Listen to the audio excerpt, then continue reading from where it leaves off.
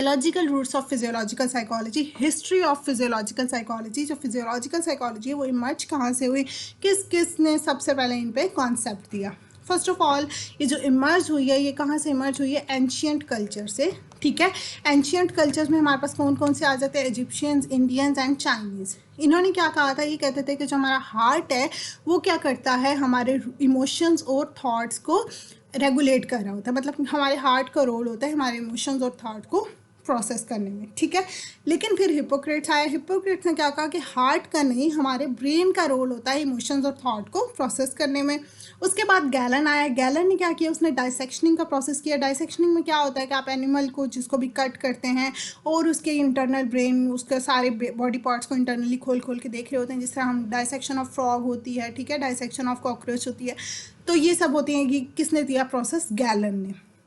ठीक है, और इसने डाइसेक्शन के जरिए किस किस को स्टडी किया, cattle, speech, pigs, cats, dog, whistles, monkeys and apps. उसके बाद हमारे पास आते हैं जी डिस्कार्ट्स। डिस्कार्ट्स जो है वो क्या है, उनको father of physiological psychology consider किया जाता है। इन्होंने सबसे पहले इन्होंने आइडेंटिफाई किया था कि हमारा जो रोल है ब्रेन का, माइंड का, वो बिहेवियर को कंट्रोल करने में उनका क्या मतलब बेसिक उन्होंने बताया था कि मेन कंसर्न क्या था। इन्होंने आइडेंटिफाई किया था कि ब्रेन और माइंड का क्या रोल है हमारे बिहेवियर में, हमारे बिहेवियर को कंट्रोल करने में। ठीक है, किस तरह से माइंड और ब्रेन हमारे बिहेवियर को इन्फ्लुएंस कर रहा होता है। और बेसिकली इन्होंने रिफ्लेक्स एक्शन का कॉन्सेप्ट दिया।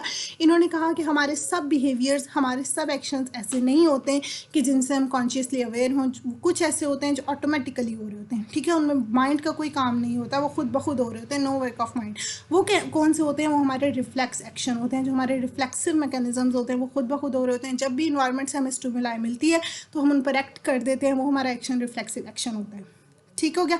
जिस तरह अगर आपके हैंड को हीट फील होती है तो हमें पता भी नहीं चलता, हम खुद उस हाथ को पीछे कर लेते हैं। ठीक है, तो अब क्या हुआ, जो हीट आई थी वो इन्वायरमेंट की तरफ से स्टिमुलाई था, और जो हमने एक्शन किया कि हमने हाथ को पीछे कर लिया, तो ये क्या है, हमने रिफ्लेक्सिव एक्शन किया और हमने अनकॉन्शियसली किया, हमें खुद पता भी नहीं चलता कि हमने पीछे कर लिया। जब हम पीछे कर लेते हैं फिर हमें पता चलता है कि ऐसे हुआ था। ठीक हो गया, तो ये क्या है कि ऑटोमेटिकली हो रहे होते हैं, ये रिफ्लेक्सिव एक्शन हो गए। उसके बाद जो डिस्कार्टिस्ट है वो डुअलिस्ट है। डुअलिस्ट कौन से होते हैं कि जो ये कहते थे कि माइंड और बॉडी में आपस में कोई रिलेशनशिप नहीं है। ठीक है, तो क्या हुआ कि डिस्कार्टिस्ट हालांकि डुअलिस्ट थे, लेकिन ये फर्स्ट वन थे जिन्होंने ये भी बात की कि माइंड और बॉडी में रिलेशनशिप होता है। इन्होंने किस तरह से बात की, इन्होंने कहा था कि हमारा जो माइंड है और जो इसका फिजिकल हाउस है, ठीक है, माइंड का फिजिकल हाउस क्या है, ब्रेन। तो इन्होंने कहा कि माइंड और ब्रेन में आपस में रिलेशनशिप है। ठीक है, तो माइंड और ब्रेन में फ़र्क क्या है कि माइंड हमारा जो क्या होता है कि हमारी जो थॉट्स है, फीलिंग्स, इमोशंस, ठीक है, हम किस तरह चीज़ों पर रिएक्ट करते हैं, हमारे एक्सपीरियंसेस वगैरह, ये सब क्या है, हमारा माइंड है। लेकिन जो ब्रेन है वो क्या है, एक फिजिकल प्रॉपर्टी है। ठीक है, ब्रेन हमारी फिजिकल प्रॉपर्टी है जिसमें हमारे मतलब बॉडी पार्ट है जिसको आप टच कर सकते हैं, फील कर सकते हैं। ठीक है, 5 सेंसेस से। तो अब एक किस्म का ब्रेन क्या है, ये भी बॉडी का पार्ट है। ठीक है, तो माइंड जो है वो दूसरी चीज़ आ गई। तो इन्होंने जब माइंड और ब्रेन का लिंक किया तो वो दूर जाके यही मान रहा है कि माइंड और बॉडी का रिलेशनशिप है, क्योंकि ब्रेन जो है वो भी बॉडी पार्ट है। ठीक हो गया। अब इन्होंने कहा था कि माइंड जो है वो क्या कर रहा होता है, हमारी बॉडी की जो मूवमेंट्स हैं उनको कंट्रोल कर रहा होता है। ठीक है, और जो सेंसरी ऑर्गन्स होते हैं वो इन्फॉर्मेशन को कहाँ सेंड कर रहे होते हैं, माइंड में। वही बात दोबारा कि जो सेंसरी ऑर्गन्स होते हैं वो इन्फॉर्मेशन को बाहर से लेते हैं और फिर उसको माइंड की तरफ भेजते हैं, और माइंड जो है हमारी बॉडी की मूवमेंट्स को कंट्रोल कर रहा होता है। ठीक हो गया। डिस्कार्टिस ने क्या कहा था कि हमारा जो माइंड है वो इंटरेक्ट करता है हमारी फिजिकल बॉडी के साथ। जो माइंड और बॉडी में रिलेशनशिप चल रहा है, जो इंटरेक्शन होता है, ये किसके ज़रिए होता है, पाइनियल बॉडी के ज़रिए। ठीक है, पाइनियल बॉडी क्या है कि एक स्मॉल ऑर्गन होता है जो ब्रेन की स्टेम के टॉप पे होता है और सेरिब्रल हेमिस्फेयर के नीचे होता है, मतलब इन दोनों के सेंटर में आ रहा है, सेरिब्रल हेमिस्फेयर से नीचे और ब्रेन स्टेम के ऊपर।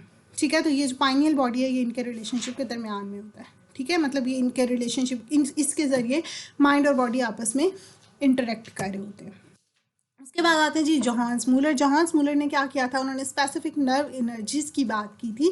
इन्होंने कहा था कि हमारी जो नर्व्स होती हैं वो वैसे तो मैसेजेस सेम ही चल रहे होते हैं, स्टार्ट से आ रहे होते हैं, सब रिसीव करते हैं, लेकिन आगे जाके वो सब डिवाइड हो जाती हैं। मतलब हर कोई अपना अपना डिफरेंट फंक्शन परफॉर्म करने लग जाती है। अब जिस तरह ऑप्टिक नर्व और ऑडिटरी नर्व है तो दोनों नर्व्स ही हैं, लेकिन ऑप्टिक नर्व क्या करेगी, उसके मैसेजेस आगे जाके विजुअल इमेज बना देते हैं, लेकिन ऑडिटरी नर्व की जाके आगे सेंसेशन ऑफ साउंड बना देते हैं। इसी तरह नर्व्स जो हैं वो आगे डिफरेंट डिफरेंट काम कर रही होती हैं। ठीक है, उसके बाद आते हैं जी पायरोफ्लोरेंस। इन्होंने क्या किया था, इन्होंने एक्सपेरिमेंटल एब्लेशन का कॉन्सेप्ट दिया।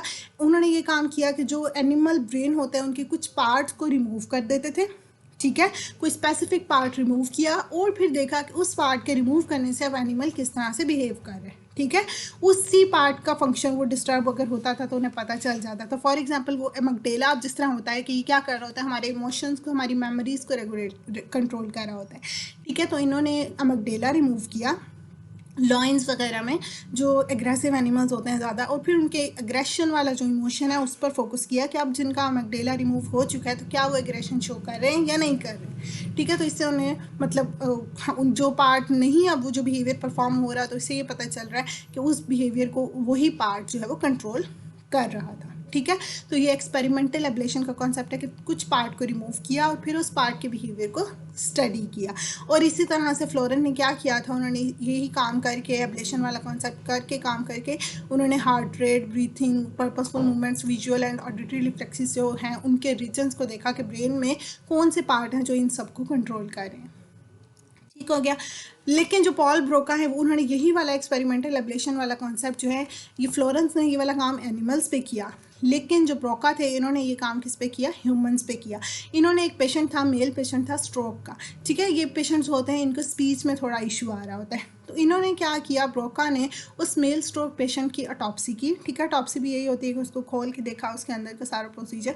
तो उन्होंने उसके देखा, उन्होंने ब्रेन में देखा कि उस पर्सन के सेरिब्रल कॉर्टेक्स, जो लेफ्ट साइड ऑफ ब्रेन पे सेरिब्रल कॉर्टेक्स था, उसमें कुछ ना कुछ इशू था। ठीक है, वो डिस्टर्ब था, जिसकी वजह से वो पर्सन जो है उसकी स्पीच में इशू आ रहा था। ठीक है, तो ये उन्होंने डिस्कवर किया कि ये वाला पार्ट जो है वो स्पीच में यहाँ पर रिस्पॉन्सिबल है, जिसकी डिस्टर्बेंस की वजह से ये पर्सन जो है इसमें स्ट्रोक मतलब आ रहा है, इसको स्पीच में इशू आ रहा है। फिर उस रीजन को उन्होंने नाम दे दिया ब्रोकास एरिया, अपने नेम पर ही। ठीक है, उसके बाद हेल्म हॉर्ट्स आते हैं। हेल्म हॉर्ट्स ने क्या किया, ऑप्थेल्मोस्कोप जो है उसको डिस्कवर किया, रेटिना के ऊपर, आई के ऊपर उन्होंने ज़्यादा मतलब फोकस किया। उसके बाद उन्होंने theories the, colour of vision पे, कलर ब्लाइंडनेस पे, ऑडिशन पे, म्यूज़िक पे। ठीक है, उसके बाद आता है जी, ये थी हमारे पास हिस्ट्री यहाँ पर